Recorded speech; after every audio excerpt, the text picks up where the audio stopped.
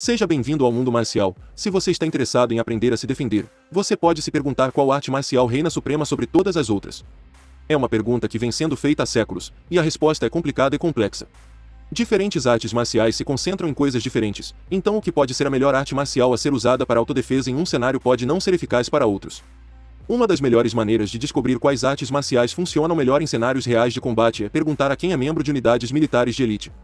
Para esses profissionais, o combate não é um esporte pelo qual são pagos.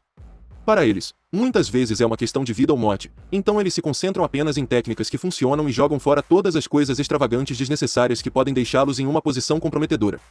O Navy SEAL e faixa preta de Jiu-Jitsu, Jocko Willink é um desses profissionais, e já teve sua cota de confrontos físicos.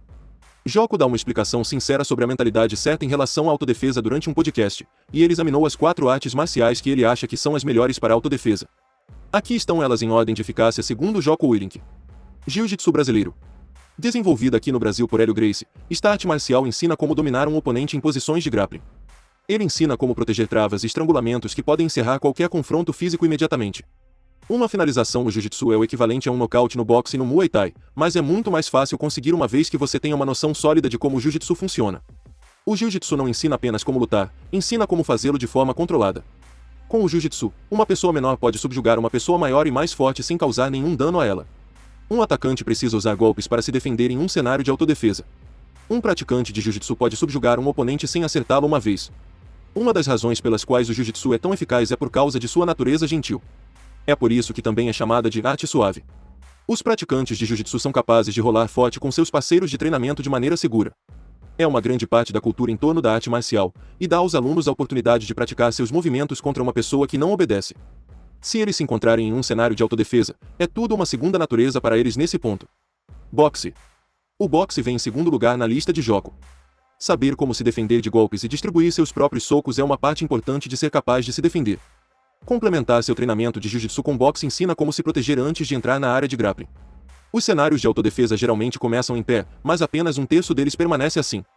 Ser capaz de boxear significa que você não vai congelar se encontrar golpes vindo em sua direção.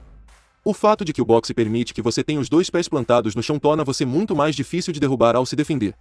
Muay Thai. Jocko também é fã da arte dos 8 membros. O Muay Thai ensina como pousar e se defender contra uma variedade maior de golpes. Seu treinamento de boxe será bem traduzido aqui, pois você já está confortável com golpes de mão. O Muay Thai vai te ensinar como usar seus punhos, joelhos, cotovelos e canelas como armas.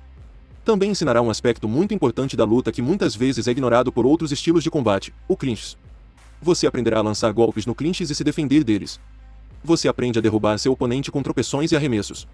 O Muay Thai ensina como lutar nos espaços de transição que separam a luta de chão da luta em pé. O wrestling. Esse é o antigo estilo de combate na lista de Jocko. O wrestling é uma das artes marciais mais antigas e é ótima para autodefesa. Embora não envolva golpes, o wrestling constrói lutadores que são bons em ditar onde uma luta acontece e isso é crucial para a autodefesa. Não há garantia de que você será melhor do que um atacante em todos os aspectos da luta, então você quer ser aquele que decide se uma luta fica em pé ou vai para o chão. Se o atacante estiver levando a melhor em uma batalha em pé, você pode derrubá-lo e usar suas habilidades de luta para dominá-lo. Se o atacante chegar em cima de você, você pode usar suas habilidades de luta livre para se levantar. Além disso, você nunca quer ser atingido em um cenário de autodefesa. As consequências disso podem ser devastadoras. Os lutadores de MMA profissionais treinados geralmente são nocauteados após uma grande pancada em uma lona acolchoada. Agora, imagine isso ocorrendo em um piso de concreto, pavimentado ou azulejado.